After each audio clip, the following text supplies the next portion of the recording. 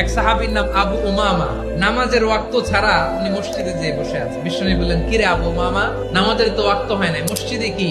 সাহাবী বলে, নবী গো, ঋণের বোঝায় এমন টেনশনে আছি, ঘরে থাকতে পারলাম না, মসজিদে চলে আসছি। বিশ্বনবী বলেন, আমি কি তোমার এমন একটা দোয়া শিখাবো যেটা পড়লে আল্লাহ তাআলা তোমার ঋণের বোঝা হালকা করে দিবে?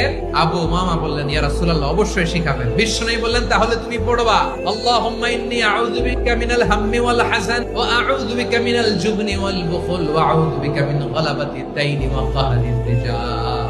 ও আল্লাহ, তোমার কাছ থেকে দুশ্চিন্তা থেকে পানাহ চাই, কৃপণতা, ভীরুতা, অলসতা, কার্পণ্যতা, এই সব কিছু থেকে, মানুষের কঠোরতা, আমার উপর মানুষের আধিপত্য এবং ঋণের বোঝা থেকে পানাহ চাই। এই দোয়াটা যখন বিশ্বনবী শিখাই দিলেন, আবু উমামা বারবার এই দোয়া পড়ে। আবু উমামা বলে, এই দোয়া আমি পড়তে লাগলাম।